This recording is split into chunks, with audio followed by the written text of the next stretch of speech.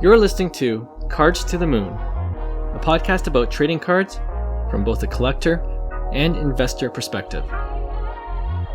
We hope you'll stick around for the ride as we take a deep dive into the state of the hobby, share some hot takes, hopefully some useful advice, and fun stories along the way. Hey all, welcome to Cards to the Moon. Thanks for joining us for episode 77. My name is Clark from 5 Card Guys on Instagram, and co-hosting with me as always is Hyung of Integrity Sports Cards and John, who is Trade You at Recess. Okay, so off the top, a couple of big business news in the hobby, and I just want to get your thoughts on first, eBay set to acquire TCGPlayer for a reported $295 million. Wow. Now, yeah, it's a lot of money. For those who aren't familiar with TCGPlayer, it's one of the largest trading card marketplaces, particularly for trading card games like Pokémon, Yu-Gi-Oh, and Magic the Gathering. And apparently, from what I've read, they will still be operating independently of eBay while under their umbrella. So yeah, any thoughts on this acquisition, and just more generally, even what do you think it could mean for the hobby? I'm not too big of a Pokemon, Yu-Gi-Oh, right, Magic kind of guy, but I don't know, 295 million seems like a lot of money, and I don't know the context of kind of like the platform or what they do, so I can't really chime in that sense, but I will say it's a good sign in general. You know, I mean, for the big players to make moves like this, like we said, you know, we talk about a recession and stuff like that, but the people that see opportunity during this time are those guys, and you see these slow moves that are happening. So I don't know like the details, but I think overall it's a good sign that still there's a lot of these big transactions going on in the hobby, even though it's eBay once again, sure, spending money on things that they should, direct elsewhere, I guess. But right, we'll leave it at that. But yeah, I think it's somewhat of a decent sign to see that there's still moves being made in the hobby, and the big players involved still see that future potential of this market. Yeah, for sure. Yeah, it would have been good if we had like a trading card expert, maybe like our boy Roy, speak to this, because I don't know what the reaction would be for that community, whether this is a good thing that the TCG selling platform is going to be more bolstered, and it's saying things like eBay Vault and the authenticity guarantee, but at the same time, right, perhaps they're upset because, I don't know, maybe selling fees are similar to eBay. Maybe they're going to go up or whatever, right? So I'm not. It would have been good to have somebody like. I think I'm with Hyung without knowing the platform at all. Probably, in the big picture of things, it's always good to see money transaction and big movement within some of the big players within the game. So probably a good thing, but it would probably be a bit better to get somebody from that community to speak to this, whether it's fair, it's being accepted warmly. I'm sure from a hobby perspective, everybody's like, darn it, like it's always the big corporations coming right in. So it's probably a bad thing from a hobby lens, but But like that's the reality, right? And I don't know anything too much about it either. The real reason I kind of wanted to bring it up off the top for our podcast is what you were mentioning, Hyung. Like, I think it's just generally good news to see right, all this money still being invested in the hobby, even as we talk about the bear market or the recession. Right. And obviously these bigger players are taking advantage, or are, finding these opportunities to grow and to build their business, or they see the value in the trading card industry. Right. And yeah, so for me personally, it makes me more bullish about the hobby in general, with all this money still pouring into the hobby.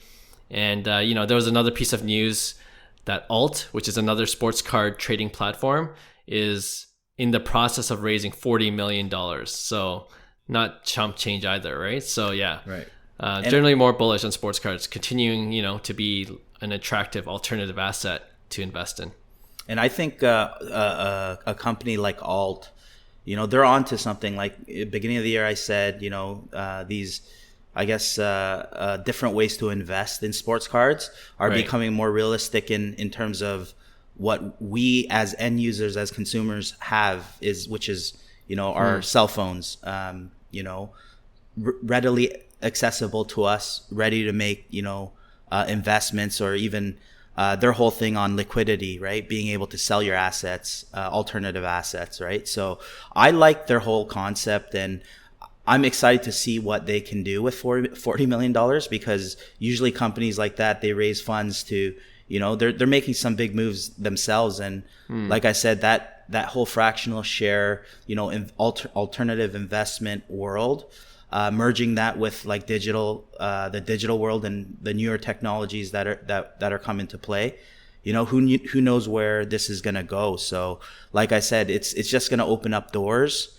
And from a hobby perspective, it probably won't matter, or it's all like, this is just fluff, because it really doesn't, affect the daily collector, in the sense that, it's really not going to change their reality, maybe in the long term. But yeah, overall, I think it's the same as the TCGPlayer transaction. I think anytime you're raising capital for more opportunity in the market, I think it's a very bullish sign from a business standpoint.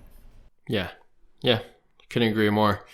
And just generally, it's expanding the business, and you hope that more people will come into the hobby as a result of all this investment, right? So right. All right, good stuff. With that, let's just move on to our next regular segment we call Hobby Headlines. So we talked a bit about eBay off the top of the show, and if we weren't clear about it before, eBay is probably still the most dominant trading card platform for selling and buying sports cards, but there are alternatives like Alt and a bunch more. So I thought we could, for this episode, dive into a few of these alternative platforms, and even just other ways to buy and sell cards beyond using eBay for those who might be newer to the hobby. And more importantly, if we can share any personal experiences we've had buying and selling cards outside of eBay, I think that might be useful for some of our listeners. All right, so I can start first, because I actually just bought my first card on Golden Auctions. So the alternative to buying off eBay is looking through auction houses, online auction houses like Golden, like PWCC. And, I thought it was a pretty smooth experience once you register onto their platform. I already told you guys over the weekend what I ended up buying. I doubled down on Fernando Tatis Jr. Nice. I got his 2016 Bowman Chrome Prospect Autograph base card. And I was graded BGS 9.5 True Gem with a 10 auto. And the final bid was $901 US. Wow. What a steal. It was $1,100 last week, right? What we were saying? It was like $1,170. Yeah, like $1,200, right? Nice pickup. I think it's a great pickup. I've never seen that card that cheap, to be honest. Like maybe back in the pre-2019, 2018 prices. Yeah. There was part of me when I bid that 901, like at the very last second, I'm like, okay, there's this extended bidding period. If you're not familiar with auction houses, you bid and then they add another 30 minutes to the final timer. So anyone that previously bid it could have one last chance to up their bid, right? And part of me is like, okay, 901, that's someone's gonna try to go 951 or something in the extended period, but I ended up winning the auction. Wow. So I was pretty happy about that. But there are a few things to note with Golden Auctions and auction houses in general. So one thing is that you do have to pay a 20% buyer's premium. The buyer's premium could be adjusted, but on average it's about 20%. So for me, on top of the $900, that's another $180. So for most people that are bidding on auction houses, you usually factor that in to your final bid, right? So like I don't want to pay like over 1,200 for it, so I won't bid over a certain amount plus 20% to get to that amount, right? So with the 20% buyer's premium, that ended up being about 1,080, and then another thing, I kind of wanted to do this, so it was kind of my own research. Like how much would shipping and insurance be to get it delivered to your house, and it ends up being about $75-$80, right? Okay. So you got to factor that in as well. Question, Clark. Yeah. Did you, being a Canadian, did you ship it to Toronto, or did you ship it to the U.S. in like a postal or like a post office PO or box kind PO of box? thing? Yeah. Yeah. Well, they don't ship to PO boxes, but like they have like the companies like Reship, which isn't technically a PO box. It's just a U.S. mailing address. And that's, I'm sure, what you're referring to, which we do for our eBay purchases, because this is cheaper to be sent to a U.S. address, and then we ship it in bulk to Canada. But yeah, that's a good question. I actually looked at both to see what the shipping cost would be to a U.S. address versus a Canadian address. So the Canadian address is what I just quoted you, about $80. Okay. And the U.S., it ends up being about the same, actually. Really? For some reason, with shipping and insurance. So it didn't really make a difference. The only thing that would have made it cheaper is if you send it directly to their vault service. The Golden, they also have their own vault service, and that's about like I feel like it's free to do that for 2022. They might charge next year. I think they just introduced that service this year, so they're just really getting it off the ground. So and it's just on their screen. It's just a matter of checking on or off whether you want to send it to their vault or not. So it's really easy to do. Yeah, you don't have to do much. But like I kind of wanted the card in my possession, so I ended up, just having it shipped to my house here in Canada. So all in, it was just under $1,200. Wow, no US. Duties or anything. I don't believe so. Yeah, I think that's factored in. Whoa. Crossing fingers, right? In our next episode, I'll let you know if there is. It gets shipped to me tomorrow. They expedite it, so it's coming nice. tomorrow. Yeah. So it'll be I'll follow up with you guys on that. But yeah, just kind of thought, I wanted to bring this up too, because like I think there are a bunch of opportunities at these golden, like at not just golden, but PWCC. If you look on Card Ladder, like some of these last sold prices aren't on eBay. They're on these like weekly auctions or monthly auctions on these different auction houses or like on their platforms. And I think it's so early that people still just think eBay is the only place to get your cards. But if you're willing to try out these auction houses, there are definitely deals to be had. So yeah. I think a lot more people are submitting to the Goldens and PWCC before. Like even myself, I thought I would never like use those auction houses as a seller.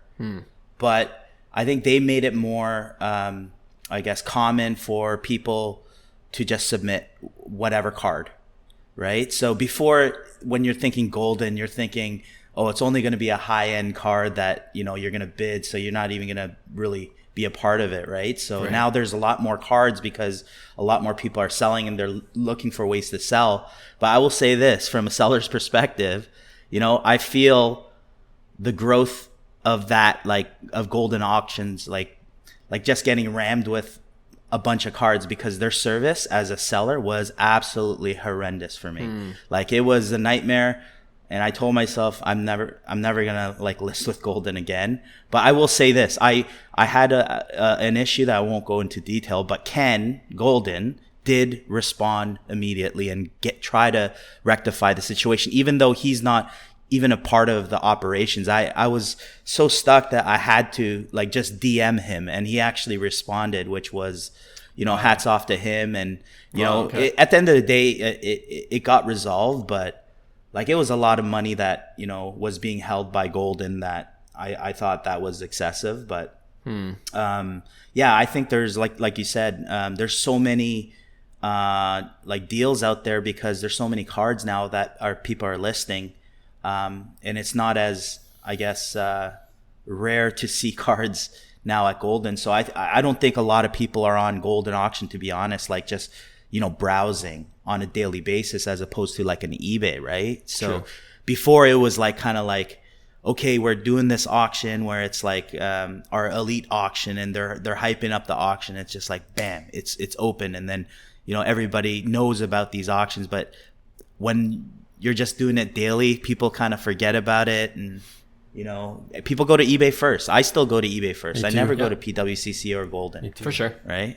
So and those are the little things. Like for me, I know, like, as a Canadian, I'm shipping everything to Portland, Oregon, tax free, right? So it's like, if I can't do that with Golden, then I might not want to, particularly ship. But on the flip side, do you want to ship, a high end card to, a PO box, right? So right, true, yeah, all things to consider. Thoughts, Johnny? Wow. I'm certainly not as experienced as you guys with because I've never sold anything on Golden or PWCC. I mean, I attempted at bidding on PWCC. It was interesting doing the the extended auctions and stuff like that. It was actually kind of a little bit nerve-wracking and fun. But I'm with you. I'm with you guys. I think I've noticed. Clearly, most people that have been used to purchasing in the last 24 months probably go to eBay the most. That's their default. You're used to the eBay format. You're used to saved search settings and all of that stuff. And when you go to PWCC or you go to Golden, and it's a little bit different, and there's no saved searches, or maybe there is. I just maybe it's something I didn't notice yet. It feels a little bit more cumbersome to like search for things or find things on the regular. So I think because of that, and I would assume most eyes are on eBay and not these auction houses. So that could be a little bit tidbit for people. Like Clark, you were saying there are deals to be had at PWCC and Golden, because I mean, let's face it, there's probably less eyes on it than there is on eBay, and some certain cards may fall through the cracks, right? So for sure, yeah. I'm with you guys. Like, I've certainly seen some pretty good deals. I was tempted to get a couple of cards. Like, if I really wanted, I could have had it.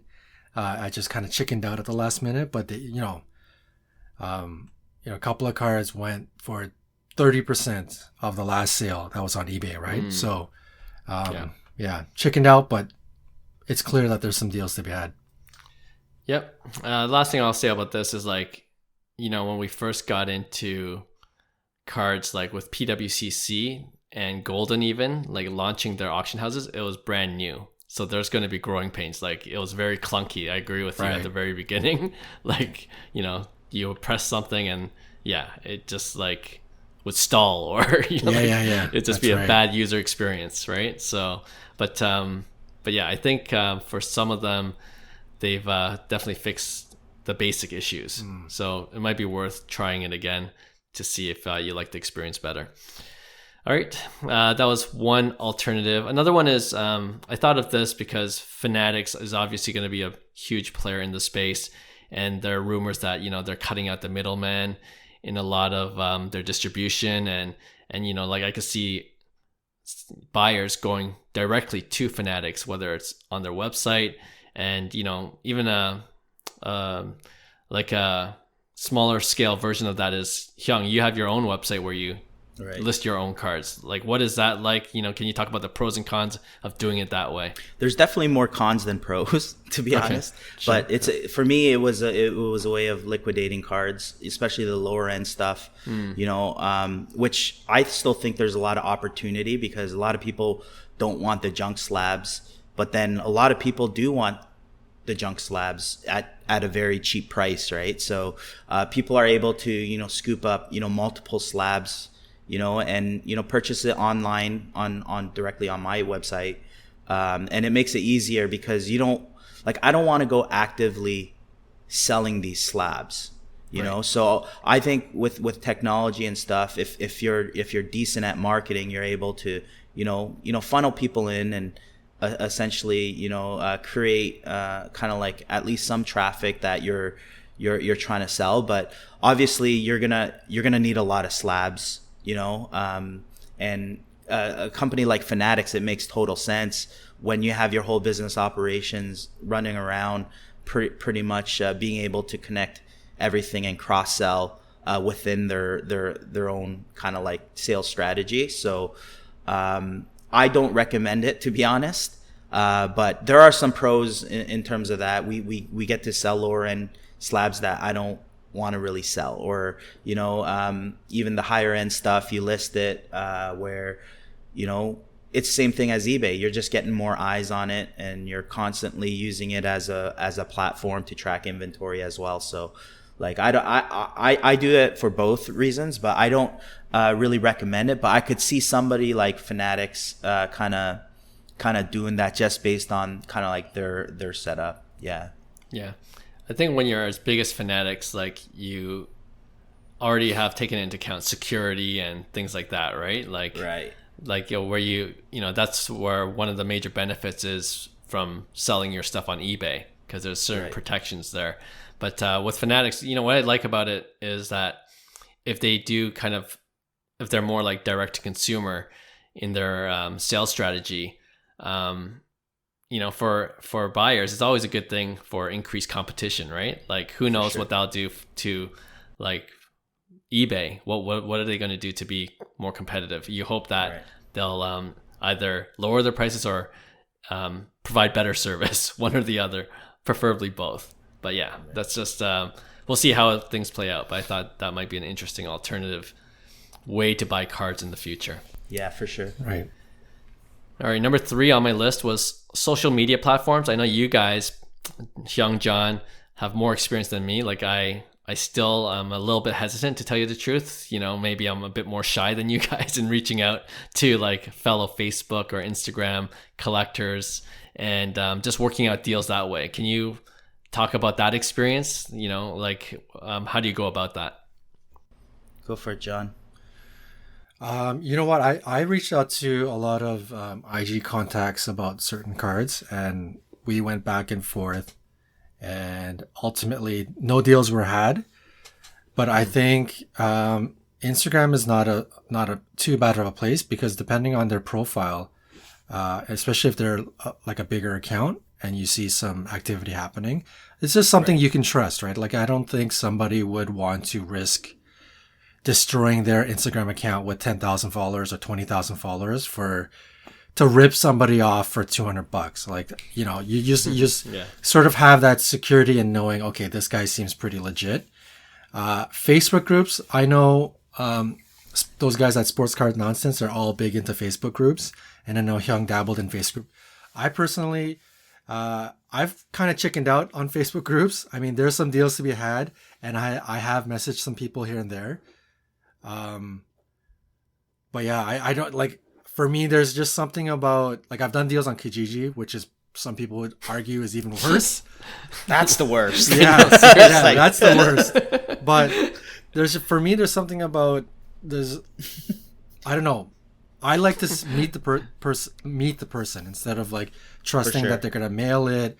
I don't really know the guy. Is he going to mail it properly? If you end up doing a trade, there's no real guarantee of money going back and forth, or PayPal guarantee. It's literally you're just hoping the guy sends a card and you send the card back, right?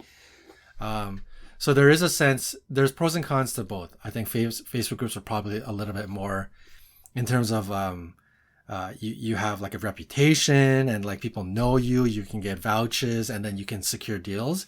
Whereas Kijiji, you're literally dealing with strangers. Maybe you'll get jumped or whatever. But I mean, I did an $8,000 deal on Kijiji, right? And that's crazy. We made sure to meet up right in front of a police station. I had luckily I have, we have, shout out to Andrews, like a cop friend that came with me for a little bit of security. But I mean, there's ways you can make it pretty secure for yourself, right? Sure. Yeah, no, I agree. The social media platforms are key in my opinion. Like Facebook and Instagram act as two totally different platforms in my opinion. Facebook, obviously you have a personal profile more so than a card profile. Things to be wary of, obviously, there's an ongoing joke in the forums where it's like, if the guy has two first names, you got to watch out, right? Like stuff like that, or like if the guy doesn't have like a legit profile pic, you got to do your due diligence and make sure, the people are real. But also as you participate in these groups, you start knowing a lot of people. You start making new friends, people that can vouch for you and stuff like that. So I think from a social media standpoint, Facebook, it's almost like a must. It's almost like these are just little things that you should all be kind of like pitching into, because they all act as like different things, right? So social media, like Instagram, for instance, it's a way to, show off your slabs and be able to, funnel people into that. If somebody's interested in trading, you have all your cards that are available, and then you build an audience. You continually talk to a similar like-minded, hobbyists that, you end up making friends with or whatever, right? So that social media platform, I think, is so important. It plays such a different role than like eBay, for instance, and, Golden Auction, right? So it's more of a community base that, sometimes you get deals and sometimes you get guys that are, obviously above comps like usual, right. And stuff like that. So with everything, you just need to do your due diligence and make sure, you don't, if you're playing, make sure you pay goods and services. If you're using PayPal, if you trust the person, I've done many deals with friends and family. I know people say, you never do deals with friends and family. Like for me, it's like, honestly, if I know the guy, it's fine. I've never really been burnt, but obviously knock on wood. And like I said, as long as you do your due diligence, I think you'll protect yourself on the social media platforms. But yeah, I think it's they're both kind of needed. And I know a lot of people that do deals on Twitter. I'm not a Twitter person just in general, but Twitter makes a lot of sense too, right? So I know a lot of people do deals on Twitter and even Reddit and stuff like that. But that's that's going a little offside of my in my books. Yeah. Well, two things. Well, the one good thing is, like, once you establish a relationship online through social media, then, it's easier to do multiple deals with the guy, right? Like, for sure. Absolutely. That's a good way to find good cards for good prices, I think, in my opinion. And it's funny how you said guys with two first names. I guess I have two first names, so I'm Kim, out, eh? Kim. Yeah. I'm done. Like, I can't make deals. if you're like Clark, yeah. I guess Kim. It says that's a Korean last name, so that will pass. Yeah, I don't know if that counts, because then I got two first names too. Like Johnny John. If it was Johnny John, like, okay, that's what you mean. Scammer all over him. Yeah, like.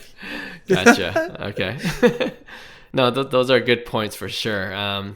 But yeah, I like the advice of doing your due diligence, especially on social media platforms. That's always good advice. How about, have you guys used ComC or MySlabs before? I personally haven't. I was never a ComC fan, to be honest. I just didn't like their platform. I do really like MySlabs. I think I remember when Matt started that, and I think it was a couple years ago where it made so much sense. It was like, why isn't there a platform like this? But the only problem is it's not available in Canada. So it would never really became popular where I'm telling my friends, hey, check out this, a website, because it's really out of play for all of us, right? So, but I do know a lot of people use MySlabs because obviously the low fees. I believe it's like 1%, but you still have to pay the PayPal fees and stuff like that. But overall, I think that's a great alternative. I know there's a lot of deals that go, and more higher end deals that I've seen in the past couple of years off MySlabs. ComC, I would say, is more of a hobbyist platform where a lot of lower end cards are sold. Right. But yeah, I'm a big advocate actually of blowout forums. Like I say it always on this pod, like that's the black market, man. You go out and blow out. Nobody knows about it. You got the pure some of the pure hobbyists there. You got a lot of guys that actually on Facebook too from that. But overall, you got like kind of like the pure hobbyists that are there for the right reasons, and sometimes you just find great deals. Like I said, you know, the Machado lot that I picked up, I thought it was very, very reasonable. I couldn't even find that, you know, even on eBay a lot like that, right? So you see a lot of things that come up on Blowout that is cheaper than kind of like the alternatives, what you see on, you know, the social media platforms as well as eBay. So I really like the market. It's called the marketplace. There's a marketplace a tab on it's the whole forums on Blowout. Yeah. And basically you could search by kind of sports, whatever sport you want. But overall, I think there's enough listings every day that you literally check every day. And, you know, it'll take you maybe, you know, probably 10 minutes to scroll down of today's listings and kind of snipe whatever you think is a good deal from there, right? So that's kind of like my strategy that I used a lot. And I bought a crap ton off Blowout, and it's all been great. All my experiences with Blowout have been great. Oh, nice. Okay. Interesting. Yeah. No, I've never used ComC, My Slabs, or Blowout myself. I know Hyung likes to joke if you're good to buy on blowouts, but if you're selling, watch out, man. The sharks will be circling. Oh yeah, low baller heaven. Yeah. ComC, I think, you know, just from hearing the chatter, I don't hear nothing amazing about ComC, nothing horrible about ComC. I do hear a lot about My Slabs though. I think there are some people that believe in it, that vouch for it. I've also seen My Slabs advertising on, you know, like Neo Cards and Comics and certain social media guys. So they're certainly out there in terms of a marketing perspective. But I mean, these guys aren't probably doing it for the big money. Like, you know, Neo Cards and Comics, he believes in My Slabs. So he understands, like, I'll certainly probably connect with these guys because I think the platform's really good. So I've heard good things about it. I've never used it myself, but 1% seller fee, all of that stuff, it does sound pretty tempting. Yeah, I mean, I have a subscription to Card Ladder, and My Slabs listings pop up. A lot more than I expected, right? So definitely I agree with you guys that My Slabs it seems like it's increasing as an alternative choice for some collectors. Right. You know, like, still with things like My Slabs and ComC, it's all about inventory, right? You're not going to see everything that you're probably looking for, but you never know. You could find that one card that you've been looking for and happens to be there. And the other thing is, like, I find even now there are good deals to be had, but a lot of the times it's just overpriced too, right? So you have all kind of different sellers on those platforms. Sure. Unrealistic ones, and then ones that are, definitely more realistic with their prices. Right. But Hyung, talking to you about Blowout forums, I feel I kind of want to give it a try now. It's kind of like, you guys are missing out. It's a great community. It's more of a hobbyist lens. Like if you're active on the forums, that's kind of where I went with, like, there's player forums like Ronald Acuna Jr., you know, Fernando Tatis, where there's diehard fans of, you know, collectors that, you know, have unbelievable grails. This is where you see all the grails that no one knows about. All the collectors are in there, so you get good intel. You know, if you're a reader, if you want to do, you know, some research on in the card market or looking at it from a collector or investment perspective, there's always good insight. There's a lot of obviously arguments that go on every day because you know people have differences of opinions, and we get that. But overall, it's very educational, I would say. It's probably the most educational platform for sports cards, other than 5cardguys.com. I like the shout out. Just throwing out that pitch. You know, it's a great resource for sports cards if you're brand new to that. Check out 5cardguys.com. I didn't pay Hyung to say any of that, so I just wanted to make that clear. Just naturally came out. But going back to Blowout, like, it reminds me of like almost like a garage sale. You just go meet people, 100%. Talk about cards, right? And then you can find some treasures while you're doing that. So absolutely true. So that's kind of sounds like fun. Talking about, you know, meeting people in person, the one way we like to buy cards as well, and all three of us have done it, is to go to these local sports card shows, and even going to your LCS, local card shops, right? That seem to be growing now that the hobby is growing. I don't want to get too deep into it because we've already talked about our experience with sports card shows that we've been to in the past. Right. But do you think, just want to get your thoughts about that. Like, is there any high level tips on finding cards when you go to sports card shows or even your local sports card stores? I think a lot of sports card stores are selling singles as well. They have eBay shops and stuff. So that's right. Yeah. Everybody, has a price at the end of the day, especially these resellers, right? So if both can make money and you're happy and you're in profit, I think it's a good way to kind of liquidate some cards at your local card store, because they're gonna, push it on their platform. Some local card stores have a bigger following and a very reputable brand, so they leverage their kind of like marketing abilities, and they could probably fetch a little more on a card than what I can personally, let's just say. Sure. Right? So it's a good option if you have a relationship with, a local card stores where you can liquidate through cards. And obviously sports card shows, like it's a tough one because, as a vendor, it's going to be very tough even to look for cards. Right? Because you're constantly trying to sell your cards, but that's what I miss as a kind of like these card shows. Is I've been a vendor for the last 2 years at this. I miss being the buyer. I want to spend the money, because I'm looking for those deals, right? So that's another thing. It's like, don't rush to become a vendor at a card show just to sell, because if you're thinking of, picking up stuff, it's better that you just attend as kind of like, even a VIP member. I think it's worth it because you just get in early and, get first dibs on it and sure, kind of go from there. Yeah. Right. In the Toronto area, because cards have kind of exploded in the last 24 months or so, most of the card shops that still exist, number one, most of them are not as big as some of the big ones that we see out in the United States.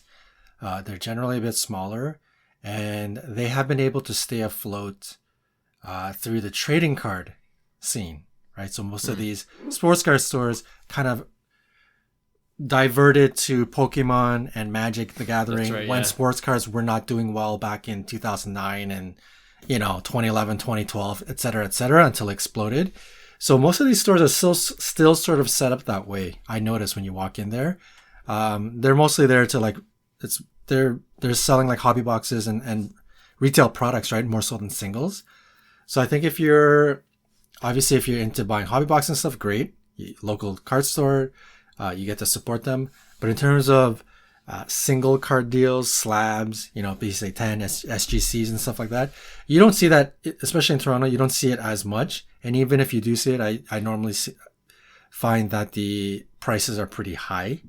A lot of times they're consigning for somebody else and, they're not really budging on price, or they're not looking to make any trades or deals. It's just straight cash. Sure. So I don't normally, in terms of singles, I don't normally find deals on a day-to-day basis. And plus they're not, any normal day, they're not super motivated to really push product, or they're not desperate.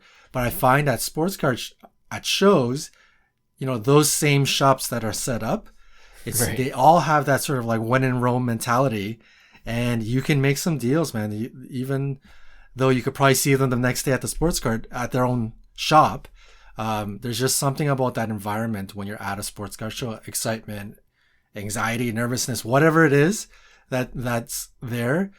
People are willing to make a deal. People are willing to maybe make irrational decisions when you're doing a trade or whenever you're doing a deal. So I think the sports card shows, I mean, if some listeners have never been to any, I would highly recommend it. I think those are the places that you can really wheel and deal, especially if you're a little bit cash strapped and you haven't been able to sell cards. That's a perfect opportunity to use. Instead of selling and buying, you just go in there and start trading, right? So for sure. Yeah. I agree. Yeah. All good points. I think it's definitely gotten better since the hobby boom, right? Like growing up, certainly, you go to your LCS, it was a one-way relationship. They're selling, I'm buying and losing my money. Couldn't sell anything to those guys, Right, yeah, totally. And now like we have different ways to buy cards and flip cards, and like you said, John, right now like sports card shows, the attitude's different, the culture's changing slowly but surely, and new players are coming into the game with that same kind of flipping investing mentality. So Right. yeah, I still agree with you though that in Toronto where we live, it's still a smaller scene, but you see on Instagram Burbank sports cards, it looks like they're wheeling and dealing every day. I just saw like an Instagram post where there are people lined up to come in, and the guy who owns it is saying it's like, just wanted to tell you guys this is a Tuesday. You know what I mean? Like people are lining up on a Tuesday to come in to buy and sell, and they're ready for it, right? So hopefully the hobby can even grow even that much bigger here up north for us to take advantage of. But yeah, it's funny you mentioned that. I remember back in the day. You guys remember Legends of the Game in Toronto, like way back in the day? Yeah. On King Street. That was probably the biggest local card store like in the city back in the day. And I remember that fact you made about it's them selling and ripping us off. I would go there as a kid, and it's like running into the show at Pawn Stars. This card is worth $20. Like, how much would you buy it off me? Like, I'll offer you $1. It's like, what? Yeah, $1.50. I got to make my profit. Yeah. It's exactly like Pawn Stars. Like, oh my gosh. You know what? There's balance in the world. I lost like a lot of money, all my allowance money, just buying sports cards. Oh yeah. But I certainly made a bunch back in the last 2-3 years. So yeah, it evens out. There you go. We just had to wait a couple of decades. Yeah. All right. So hopefully all this chatter and talk about alternatives to eBay, would encourage people to just explore and obviously do your own research. But there are a bunch of other options that you can look to buy and sell. So hopefully that's useful for you guys listening. All right, with that, let's go on to our next segment. We're calling Overrated, Underrated. So for this segment, we've done it before, but it's essentially, I'm going to give you, for this episode, 4 specific cards, and I'll give you some context with each, but you guys tell me if you think that card, based on the information I give you, is overrated currently or underrated. All right. So the first card I had in mind was the Mike Trout 2009 Bowman Chrome rookie autograph base for this example. And I took the BGS 9.5 Gem 10 auto card. I know this is like a grail card for a lot of baseball card collectors, but the reason why I bring this up is we, in a previous episode, talked about his spinal injury that might be worrisome for the rest of his career. How long is he going to play? But at the same time, his prices have been dipping, significantly. And the last sold price, I believe, was $8,500. Crazy.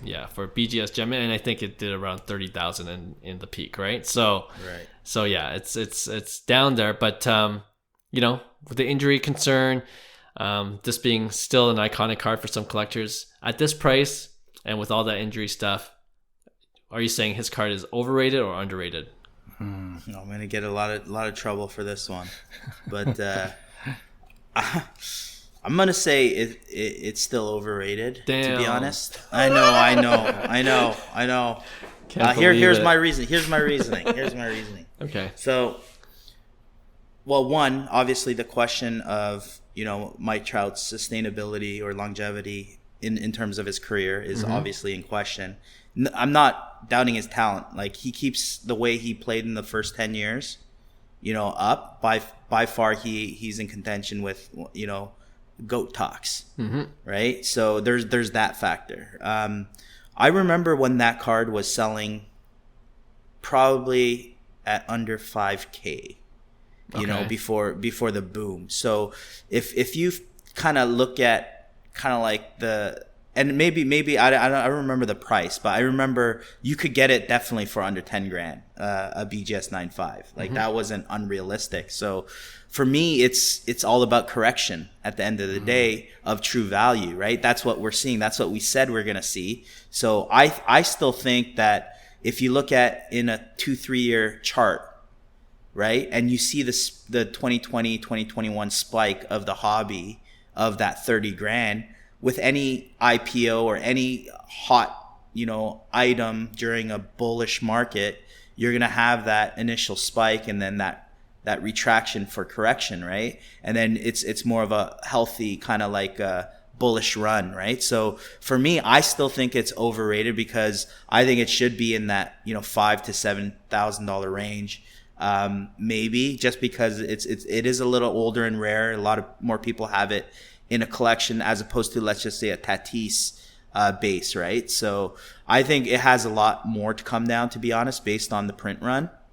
But by no means, like for me, that card is iconic. Like that's going to be an iconic card. So if you're talking long term, then yeah, it could be underrated. But yeah, that's okay. My explanation of why I still think it's slightly overrated. Fair. You can't receive that much flack for that because I'm about to say the same thing. I can't believe I'm saying this, but I think even if deep in my heart I believe that it's underrated, I have to say it's overrated because I can't recommend to anybody, if the mob or if the majority public thinks that if they're scared of this, there's the confidence is gone, then the price is going to come down, right? So I still feel that the market in general for Mike Trout, everybody's kind of nervous. I mean, look at even Hyung. Like Hyung is like our resident pro in baseball, and even him is like it's got ways to come down, and I'm sure there are a lot of people who think the same way, and because of that it will come down because that's what the majority will start thinking. And when you go back to Hyung, it's a great thing that Hyung mentioned like the beginning of COVID and the run. When you look at how crazy sports cards have gotten starting from 2 years ago, that's right before Trout he was still on his meteoric pace. And we're talking, and I was a part of this conversation. We're talking about a guy that people were saying is the best player of all time. And he wasn't even done his career. So somebody who is already possibly arguably the best player of all time or on that road, you could only imagine not only the sports card market is exploding, but then you have this entity that is almost as fail and foolproof as there is. So the confidence in purchasing Mike Trout was just through the roof, and it shows in the pricing, right? Mike Trout's Bowman Chrome, Bowman First, the DNP is exponentially bigger than anybody else, like including guys that are probably going to become Hall of Famers like Nolan Arenado. It's like Mike Trout is in outer space versus everybody else, right? So I think that just shows how crazy the confidence was that Mike Trout is, well, number one, the real deal. We all knew that. But in terms of investment, it was like, you are not going to lose. This is like going hard to the moon, as safe as it gets. And fast forward 2-3 years, lots of chinks in the armor. So I think this is where this correction is coming from. Obviously, there's going to be a price at some point where people are going to be like, that's cheap enough that I'm buying into it. But I'm with Hyung. I think, yeah, as much as I hate to say this about Mike Trout, I think it is overrated. I think there's a lot more to come down. Okay, fair, but I think you guys are wrong. this is underrated in my opinion. I'm looking at the card ladder graph and it's just I might be the biggest sucker like when it comes to Mike Trout, and like in his last interview I'm like, yeah, he seems really confident. I guess you want to show confidence coming back, and he's been back in the playing again for the last 5-6 games now, right, from this injury. But like how many at-bats at-bats would you say you get in a regular season, a full season? 600? 5 to 600. You're playing mostly every game. Yeah. Plate appearance, at-bats, yeah. 600, you're 150 plus games. So let's say 600, okay? Because I'm looking at Mike Trout's stats, and he's at 297 at-bats. So just under 300. So let's double that, right? Yeah. If you double his stats, and he's missed a lot of time. 48 home runs. Right. 110 runs Absolutely. 104 RBIs, 365 OBP. I mean, I was gonna say that. That's what you notice that like the only thing that is like low is his batting average. right. But you look at his OPS, it's where his career is there's no retraction in terms of like production numbers, right? So I get it. Like I know what your point is. When he plays, he's amazing. We all know this. Like, okay, the thing is, okay, look at Albert Pujols' first 10 years, right? And then that 31-year-old mark, right? So that's where Trout is, I guess, right now, or whatever he is. He's 29 or 30.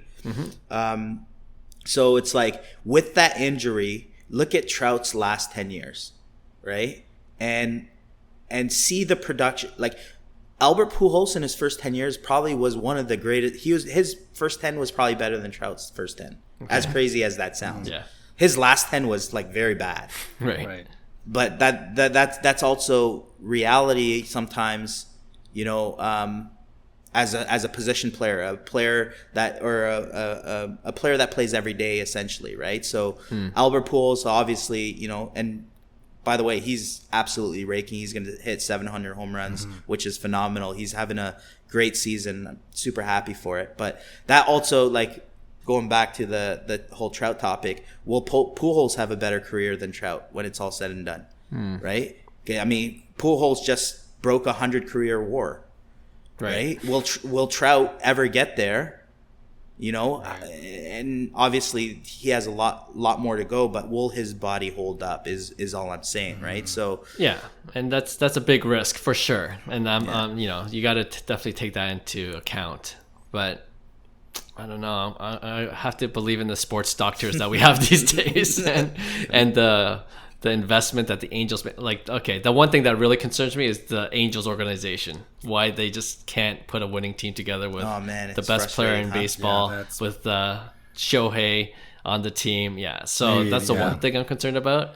But who knows what will happen in the future with the Angels? Maybe miraculously they get better, but I don't know. I still believe, I guess, that you know, if he puts even one or two good seasons, like even next year he plays 145 games, hits 40 homers, that 8,500 I think is going to be cheap. Steal, absolutely. And I hope so, because for the sake of the hobby, we need Mike Trout. For the sake of the hobby, we need Mike Trout. Yeah. So I'm rooting for Mike Trout, but that wasn't the question. Okay, fair enough. Okay, next. All right, next. Here we go. So this guy's been in the news. You might have heard him. Kevin Durant is apparently staying with the Brooklyn Nets. He just met with the executives of the Nets organization, and they worked out a truce, and he's staying. But it made me think, you know, it might impact his legacy. All this talk about his off the court things and, you know, just what he's been doing. And I wonder if that's going to impact hobby value in the short to medium term. So I'm looking at this Kevin Durant's I'm looking at his Topps Chrome Refractor card, PSA 10, which is last sold for 9,600, pop count of 193. So with all the things that's going with Durant, you know, I don't know. Is that a guy that you want to invest in? For me, I you know my take. You know, I think Durant is underrated in general. I think he's gonna go down as, you know, one of the all-time greats, and you know, I think he's built his legacy enough. Like, people aren't gonna remember all the antics back in the day. I'm sure, you know, you look at Mickey Mantle or anybody in the past.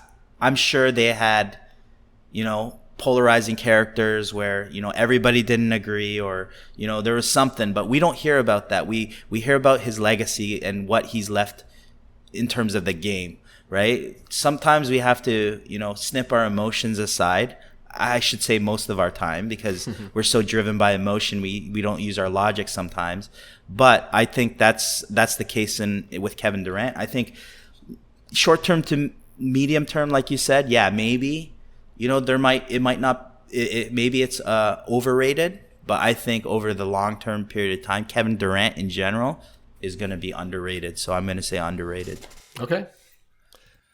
Wow. You guys know how I feel about Kevin Durant. From a basketball standpoint, this dude should be top 10 player all time, hands down. We have never seen somebody this ridiculously special in terms of scoring. Like you cannot stop him. He's one of those guys, he can only stop himself.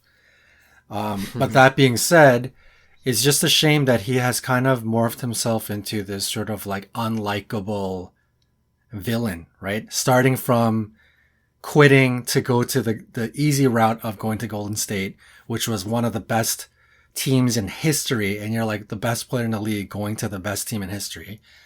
Obviously people had some comments about that, and then all of the recent stuff, like him switching teams, him sort of being like this bit of a prima donna, being sensitive on social media, and like having these like bickering battles with people back and forth. For me, it does hurt his legacy for now. And I think in the short to midterm, he has to win, man. We have to see Kevin Durant win with the Nets. And if he does that this year and he wins with the Nets, a lot of that is going to disappear. And I think the talk about his legacy in terms of his NBA legacy is going to start to come back. But I think he does need to win. Because without that, a lot of people are going to remember all of this nonsense, right? Especially somebody like me. I'm going to remember it. And if I want to spend... Too emotional, John. Too emotional. if I want to spend, 5 figures on an investment or a card, I want to at least... I got to like... I mean, this is coming from kind of like a collector standpoint, but I got to like the player, right? So it's tough. Even if I kind of liked them, I would buy it. But I honestly, this upcoming year, unless there's still time. So I think between now and possibly the Nets winning, if that is the end result, if we're talking right now, is that card overrated? It's crazy that insane of a card is under 5 figures, but I am going to say it's overrated because I think there's still a little bit more to come down. Okay. Point taken. I was just looking at the charts. It once sold for 57,000. Oh man. Right, in 2021. That's crazy. And then it dipped down to 13K, and then it went back up to about almost 30K. So it's definitely a roller coaster with this card in general. The pop 191, it can't hold that high. Yeah. That's why it's too high of a pop count for it to fetch those kind of numbers consistently, right? Yeah, super volatile for that pop count for sure. I would have said overrated until I heard that he's staying with the Nets. I think that was the best choice that he made. Like, that's the best place he can play to kind of put aside all this drama. And like you said, John, like if he could win with the Nets, people are going to have short-term memory about what happened this summer with his trade request and everything else. And, Kyrie is apparently staying too. So like on paper, the Nets are a formidable team, right? They should easily get into the playoffs and do well, barring any injury from the core guys. But yeah, so I think I'm going to say he's underrated because he's staying with the Nets. I see the potential of him playing well with the Nets, with the team that they have. And you look at the chart, and the last time I was under 5 figures, it was summer of 2020. So that's crazy. So yeah, it's been on a definite roller coaster ride since then. But I think it'll start to go up again if he starts playing well. So I'm going to say underrated. All right, couple more. So we did baseball, basketball. We're going to go to hockey. Alexander Ovechkin, SP Authentic Future Watch Auto. BGS 9.5 Gem Mint. 10 that's been seeing a meteoric rise because I think he's reaching the goal record, right? Goal scoring record? Yeah, all-time goal scoring. So it's currently at 8,300, pop count of 242. So it's numbered to 999, but the BGS 9.5 at that's a pop count of 242. But yeah, just over $8,000 for his card. 8,000. I'm gonna say, man, that's expensive, but people hold Future Watch autos. Like even though they're $9.99, someone of that stature, like you're talking Ovechkin, that's a 10K plus card in my opinion. So like I'm gonna say underrated. I think there's going to be room to grow just in hockey in general. I don't think we fully even like witnessed hockey, growth to the potential that it is. And you see stuff. I don't know what McDavid's going for right now, but I'm sure if Gretzky had a Future Watch auto, it's insane, right? So we're talking somewhat of a same breath with Ovechkin, So I'm gonna say underrated. And I know I've seen his PSA 10 Young Guns do what it did this year. It was nuts. And those are the kind of volatility spikes that you kind of say, okay, this guy's a serious player in the game. He has a lot of potential in the hobby world, right? So yep. I think, I'm going to say underrated as well. All right. Before, John, you go to answer your question about McDavid, his I see one sold in June. This is a couple months ago. His Future Watch Auto BGS 9.5 Gem Mint for just over $12K. All right. It makes sense. Hockey saw a bit of a bright spot last year, especially McDavid and Ovechkin. So certainly you could argue that there was some correction to be had in those specific players. With that being said, Ovechkin, I think you're looking at the greatest goal scorer of all time. He may or may not break the record, but he could very well be in the conversation to be the best goal scorer of all time. And I think he is amongst those generational type players. And I don't know. I think during this hobby boom, especially in the hockey world or even sports cards in general, when you think of hockey and you're not really a hockey collector, again, there are certain characters that you collect, Charizards, and if you don't know anything about hockey, you go after McDavid.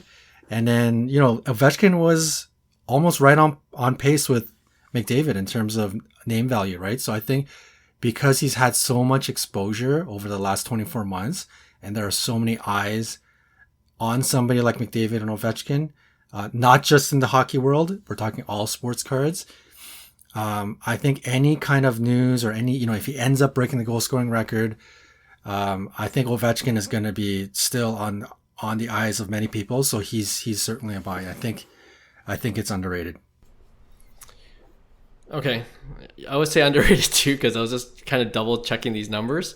The BGS 9.5 that sold let me double check. It didn't look like it had subs. So that's going to play a factor, right? Oh, okay. Right. So definitely underrated. But because I saw BGS 9 sell for 7,300, so there's no way a 9.5 with subs would sell for that much. So while I look this up, what do you think would be a dollar amount that might be fair? I guess. Yeah, I'd say that 10K, that 10 to 12K. Yeah. For BGS 9.5, right? Like. I don't think you see too many True Gem 10 autos, especially. I don't remember the autos, but I know Crosby's autos are terrible on those. Like they just age bad. That's right. Right. So like the Future Watch autos. Ones. Yeah. So. Right. Okay. Yeah, I think I'd say 10 to 12 is a fair price for a card of that magnitude. A lot of guys are holding those cards. That's you true. don't see a lot of those go for sale, and the moment they do, somebody's trying to snag it up. Somebody's trying to make a deal, selling their kidney or whatever they have to get it. It's like, hold up, let me get that. Yeah, you're right. I don't see a lot of BGS 9.5 10s that have sold in recent months. Mm-hmm. The biggest one is the PSA 1010 for just under 25,000. Wow. So yeah. Anyway, that's and if that's the PSA number, what's usually BGS? What's the ratio? Right now, 50%. 50, right? Crazy.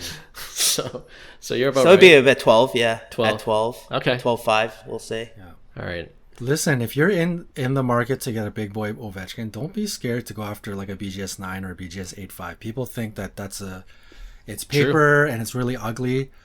But even authentic auto. Yeah, I mean that year the the Future Watch in the Sidney Crosby Ovechkin year has the white border. Mm-hmm. It presents well, even if it has kind of like a dingy corner or like rough edges. You can't tell. So even as a collector, that particular year is a great year to collect, because even if it is a BGS 8.5, it presents really well. And there's value to be had there, man. And again, number to 999. We don't even know how many of those raw that pulled out of packs exist. It could be I'm assuming it's a lot less than 999. Right. So, you know, any grade, I think even if you found an authentic one, you could probably do. Wasn't it Jeff Wilson that bought, like, at the Canadian show? I think he bought an authentic one, and then he ended up grading it, and it got like a BGS 9.5 or a PSA 10. Oh, or something. yeah. I think I saw something that crazy. YouTube. I know that he crossed it over pretty. That was pretty sweet. Yeah. No, all good points. Yeah. I'm glad we made the correction on air. But yeah, like, I think the last one of BGS that sold was a 910 mint condition 9, and that was just over 7,000. So even that, I think, if we're going by that comp, I think it's underrated. All right. Lastly, for football, if you look at football fantasy rankings for this year, take a guess who your number one quarterback is. Trey Lance. No, Josh Allen. Everything's Trey Lance. Yeah. From a hobby perspective, definitely Trey Lance. Like, everyone's pumping Trey Lance, right? Crazy. But Johnny, you're right. Josh Allen's the number one QB in terms of fantasy ranking. So it's Panini Prizm Silver PSA 10, pop count of 26. It's last sold for 10.5K.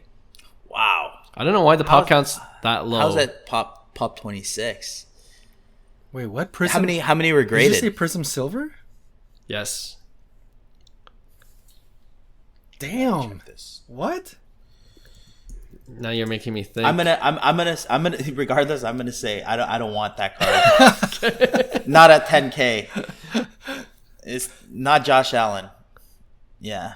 If I know it's based on the pop count, then it has to be. Yeah. Because that's what's driving the price. 2018 Prizm Silver PSA 10, number 205. Jeez. What? PSA 9 is a pop count of 72, and that last sold price was 3,000. What? Wow, that's crazy. Holy cow. I'm gonna say overrated. I'm sorry, like Buffalo Bills, Josh Allen, like, he has to do some stuff for it to justify those prices, right? So I guess it's the hype. Like I said, people are anticipating. All this is all anticipation. Its true value is definitely not 10K. Like, think Mahomes Silvers aren't selling for 10K now, right? And you're talking about Josh Allen, right? So, but the pop count is much higher. For sure, I'd rather have an XRC, Mahomes, and I will guarantee you that Mahomes XRC is going to outsell the Josh Allen in its lifetime, no matter, because maybe they're not great. I don't know. That sounds a little low, but it makes sense if the price is selling for 10K plus, right? So, I'm going to say overrated. Okay. And the pop count for Mahomes Silver Prizm 2017, the year before Josh Allen, is 898. And that last sold for 3,715 PSA 10. Right. So third. Yeah, I'd rather have that. Okay.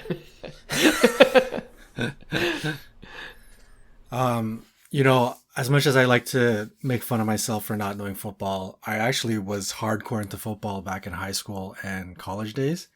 So, I'd like to think that I know a thing or two about looking at talent, because I did watch football pretty heavily for about 10 straight years. But, when I watched Josh Allen, especially this past year, especially in the playoffs, there is a reason why everybody is confident in purchasing Josh Allen, because he looked every bit the part, like the elite quarterback that you're hoping he is, right? Everyone's hoping there's a next Aaron Rodgers or next Peyton Manning, and of course, the next Tom Brady. He looks every bit elite when you watch this guy play. So that's the reason why there's this much confidence. With that being said, though, obviously his prices are following that confidence, and it's ballooned pretty high right now. Yeah. And unless he wins the Super Bowl this year, it's hard to think that those prices would sustain, right? And it's no knock on Josh Allen's talent. It's just it went to the moon. And I think everybody's expecting him to win and win multiple, kind of like what people were thinking of Patrick Mahomes. So, if you really want to think about what are the odds of Josh Allen winning the Super Bowl, and you think it's $10,000 worth, it's almost better to just go $10,000 on the Buffalo wins to the Buffalo Bills to win the Super Bowl, because that's the kind of confidence you're putting into that money, right? So I think it's probably, the odds are it's a losing proposition. So I will say it's overrated. You know what's crazy about football right now is, when we're watching football, I don't know if you guys watched it heavily back in the day, but every generation of football, there is select number of like elite players that go on to the Hall of Fame, right? We're talking, Peyton Manning, Brady, Aaron Rodgers. Look at the spread. That's like a 20-year spread of elite quarterbacks. But the way the hobby is right now, the way, everybody's talking quarterbacks, I swear there's like 20 Tom Brady's. It's like there's Tom Brady, then there's Jalen Hurts, then there's Trey Lance, hype. Then there's Kyler Murray, then there's like Lamar Jackson. It's like every team seemingly has the next Tom Brady, which is, come on, let's be real. Fast forward 5 years from now, one, maybe two of these guys is gonna move ahead to be the next great thing, right? So, man, be careful out there, man. Like for people who are chasing quarterbacks heavily, like be careful, because no way there are going to be 18 Peyton Mannings in the next 5 years. It's just, that doesn't happen. Right. Good point. I'm going to agree with you guys. Like the pop count, I don't understand that. If anyone could explain that to us, like why the 28 Prizm Silver is only 26. I don't know if they graded particularly hard, or if the condition of that card, or if there just wasn't a lot of silver prisms. I don't know. But, despite that, I think it's the price is already baked in, like you said. And out of curiosity, when you said like, oh, you might as well bet on the Bills winning the Super Bowl, the team that is favored to win preseason, Vegas odds. Do you know which team that is? The Bills. The Buffalo Bills. No way. So what?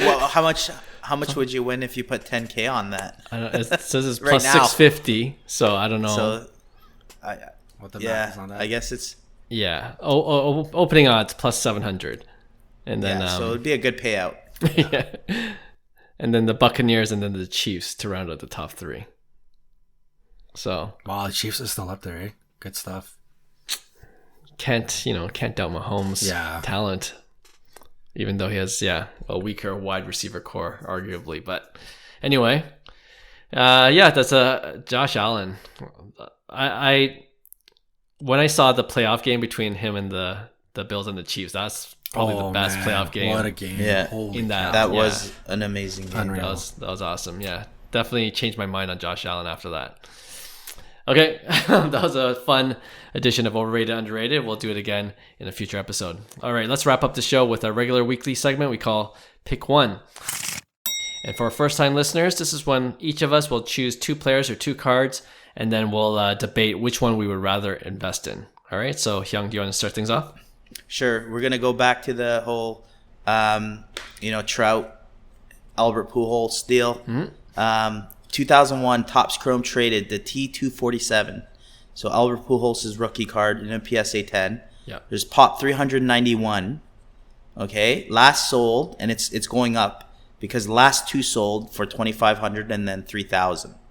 So 3,000 was the most, I guess it was like 28, 29 and change.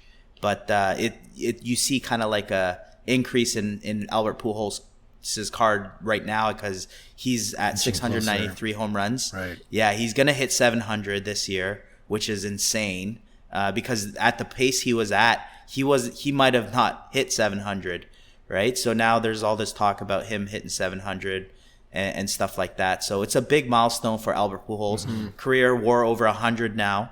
So would you have that card, the 2001 Topps Chrome Traded T247 at $3,000 versus Trout, 2011 Bowman Chrome. So this is not his 2009 that we talked about earlier. Yeah. This is more of a base card because I'm going base card to base card. So 2011 Bowman Chrome, number 175, which is Mike Trout's red jersey.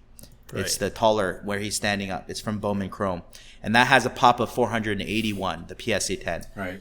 And that's on a downwards trend at 1,825 last sold. These were going for 2,500 plus before the news broke. So it's down to 1,800 now. So are you going to go with Pujols, Topps Chrome, or the Bowman Chrome of Mike Trout base? Do you guys know how much the Pujols has come up so far this season, pricing wise? I remember it was. Yeah, it was probably around 30%. I'd say under 2,000. Like 1,900, 2,100. Yeah, kind of like around and then there. it started. I think it just hovered around 2K for the longest time. I think. Right. You know, for me, I'm picking Pujols. Number one because of all the reasons that we talked about Mike Trout earlier. But Pujols is changing right now. His legacy is like getting a shot in the arm, right? If you guys, I mean, as we followed Pujols, like Hyung said, dominant early first half of his career.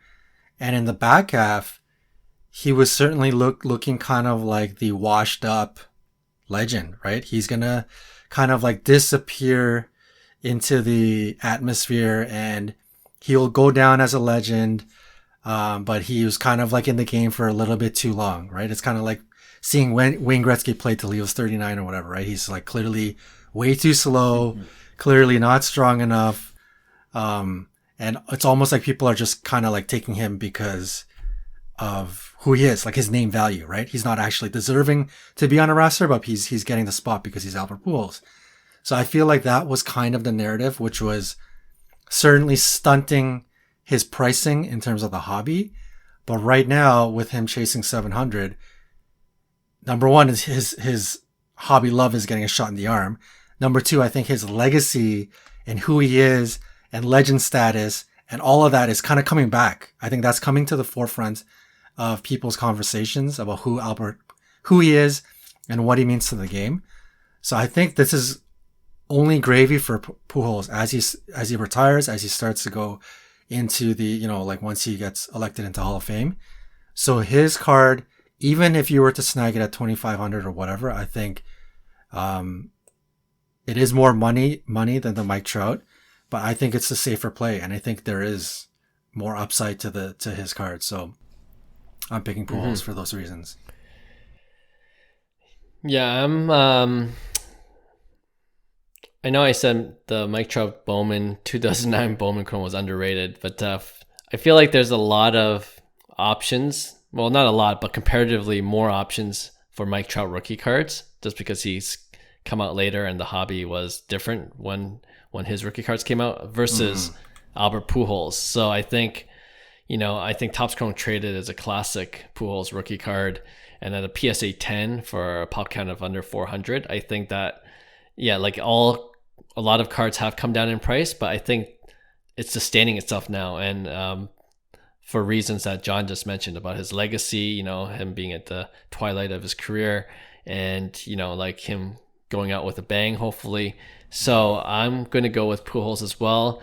And you look at Mike Trout, like, I don't know, maybe it's a personal bias too. I'm not a huge fan of the 2011 Bowman Chrome, the standing tall batting. You know, I just have other preferences for Mike Trout rookie cards, and there's a lot of other ones to choose from. So I think this might be one that gets lost in the shuffle, and therefore I could also see prices drop even further, whereas people prefer other Mike Trout rookie cards. So yeah, I'm going to go with Pujols in this case. Nice. Yeah, I like the 2011 Bowman Chrome Trout because it's his first kind of flagship rookie card in Chrome, right? Because he doesn't have a Topps Chrome. His first Chrome is in 2012. True. And that's an awesome card too. If you're a Trout collector, that's going to be big on your list too. But like that Bowman Chrome is kind of like his only Chrome rookie from that, because you have his 2011 update that was kind of like the paper version, and then Bowman Chrome snuck in there, and then he has his Bowman Chrome draft as well, which is the cheaper version of that. But I agree with you guys where, Albert Pujols is building his legacy, even though his last 10 years he was absent. He's built his legacy in St. Louis his first 10 years, and then it was the Anaheim curse. I'm telling you, something with Anaheim, man. It's just like, it just literally, like, maybe if Ohtani leaves, like or Trout leaves, he might hit 400. Yeah, if they both leave, I'm doubling down on them and buying all their cards. Jeez, Louise. Yeah, no, just I think Pujols is, he's leaving a legacy. Like 700 home runs is like a very, very exclusive club. Yeah, he may be 60 years old. Pujols. You might want to check that passport. He might. Yeah, I don't know if we're allowed to, but I know that was the ongoing joke too. Little like, tongue in cheek. Check his passport. But anyways, I'm gonna say Pujols. I'm gonna say Pujols just because I think long term it's just a better investment. Yeah, nice. Yeah. The Pujols sweep. All right, Johnny. All right, fellas. So I have been obsessed with the iconic Upper Deck Exquisite rookie auto patches. The white border classic look. And obviously there's all sorts of Goodwin, Upper Deck Goodwins has been sort of mimicking it throughout the years. So I'm going to put two to the test. Two that I like to watch. I don't intend to purchase them, nor can I afford them. But I want to see your guys' opinion. So we're going to go with the 2018 Upper Deck Employee Exclusive, which is the Exquisite. I mean, it is the Exquisite rookie auto patch, but for some reason that year they called it the Exquisite Auto Material. But it's the Serena Williams patch auto in that iconic card. And then we're going to go with the Luka Doncic rookie Exquisite rookie patch auto with him in the white jersey, because obviously they didn't have the licensing. So the Luka is BGS 8.5. It just sold recently for $8,200. And the Serena Williams is a PSA 9 that sold for $7,800. But, this isn't really about the grade. It's about, of these two exquisites, which do you think is the better investment? I can go first. I like Serena as a play in general. I think she's underrated, and I think what she's done for the game of tennis is underrated. And I think there's room for certain card prices to go up, but I don't know if the Exquisite auto material is the one, like at the high end level. And I saw this one on auction actually that just ended recently. It's not a white cloth, but it's a baby blue cloth. Yeah. Napkin. That's right. That's what I was thinking about. It's interesting she signed just Serena. I don't know if that was on purpose. It was just her first name. I think that's how she signs. Oh, is it? Okay. So, all right. But I think, I don't know, like because she's retiring, right? Like pretty soon, I think she indicated that she would. Like women's tennis, it doesn't, once female tennis players retire, it's hard for them to just be in the news. They just kind of disappear a little bit. Even for someone like Serena, I could see that happening. I don't know why, but lately, a couple of days ago, I was wondering what happened to Martina Hingis. Do you remember Martina Hingis? Right? Oh yeah. Just kind of disappeared. Like she was number one, like growing up, like dominant, like for years and years, and then just kind of just forgotten, in the last several years or so. Right. So whereas Luka, he's still obviously entering his prime, and I could see basketball, the sport itself, still continuing to grow internationally. He's an international player. All these things are going for Luka's favor, so I'm easily going to choose Luka in this case. Yeah, I think I'm on the same page there. I don't think I would want that Serena card, to be honest. I think that Luka card could be massive though, just because of the brand, the history behind Exquisite, and it's Luka, right? Like at the end of the day, we all believe in his talent, right? It's just a matter of, hopefully the gamble is, will he win any championships or MVPs, right? And that's going to dictate kind of like his legacy, whereas Serena Williams kind of changed the game of tennis. But like you said, no one knows what, a Federer or a Nadal card sold for, even remotely interested, right? So it's like, it's in kind of in that same mix.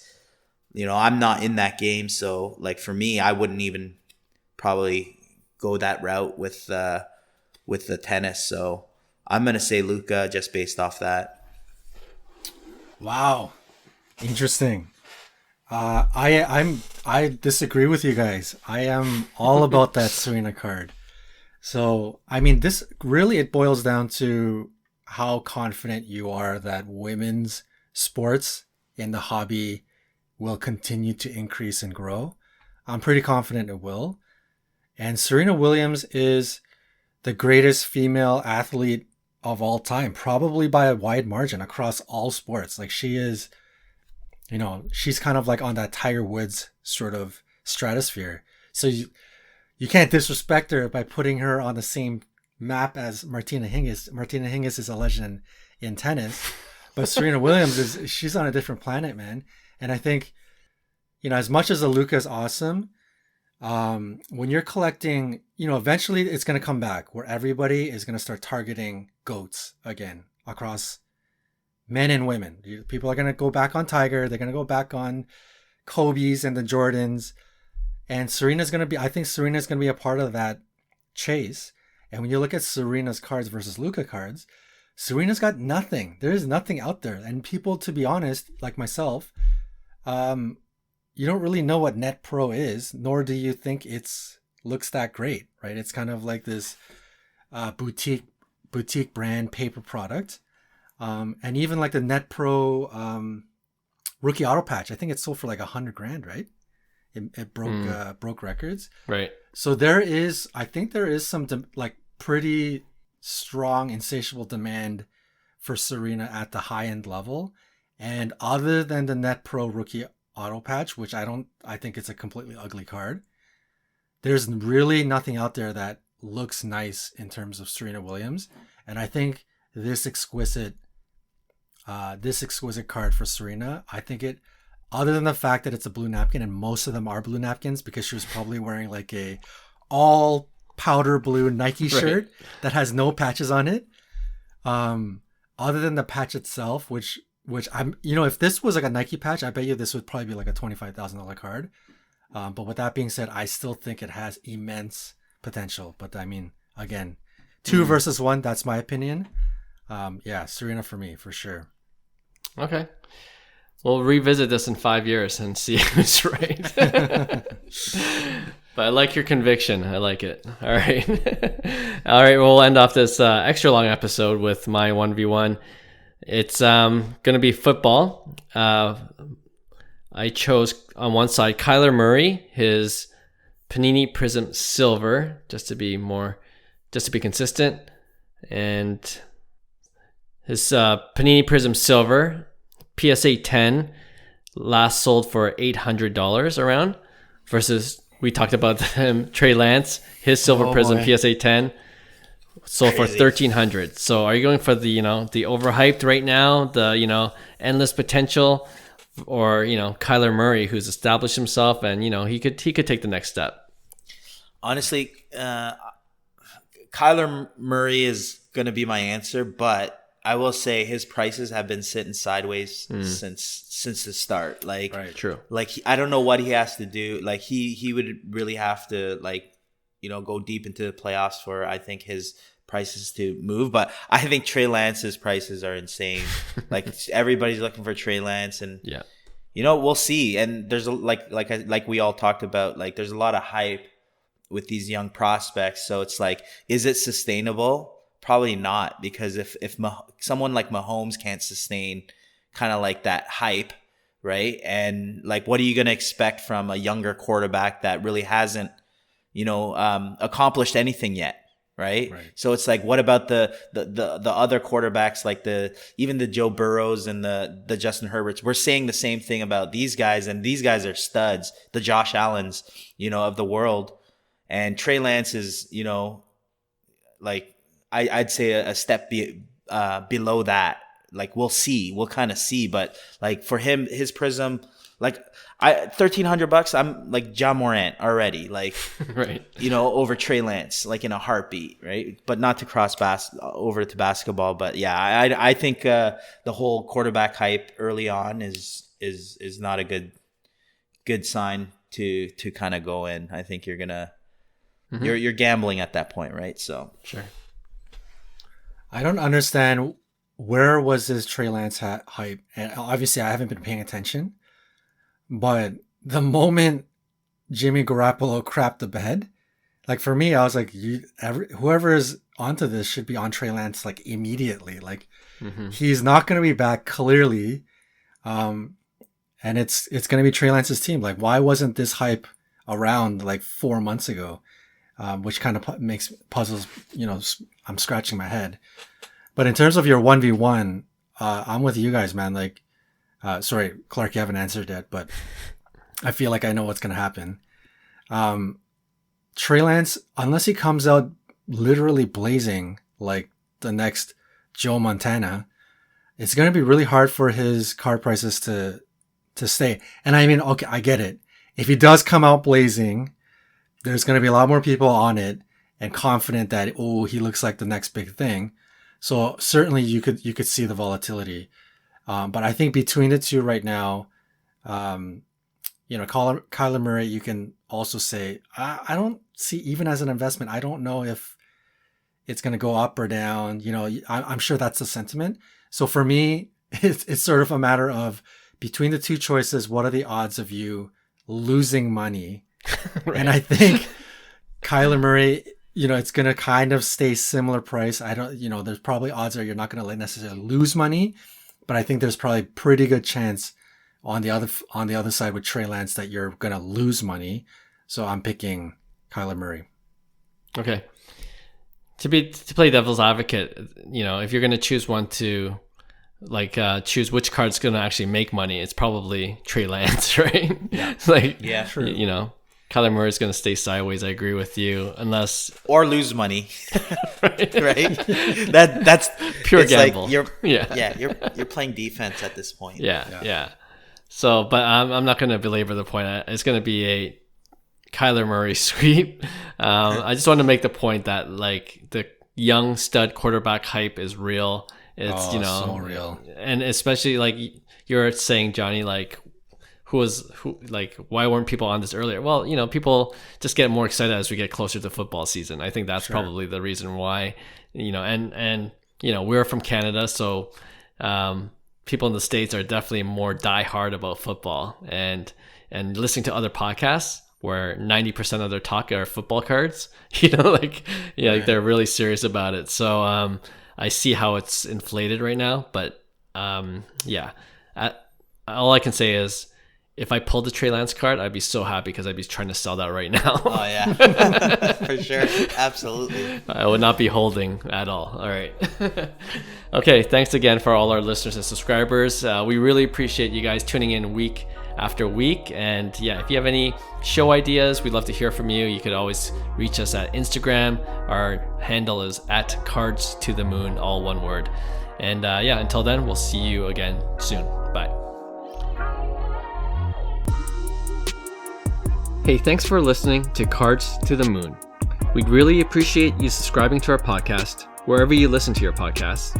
And you can also connect with each of us on Instagram at 5cardguys, or you can follow Hyung at Integrity Sports Cards, or John at TradeU@Recess. You can also check us out at 5cardguys.com. Thanks again, and hope to connect soon.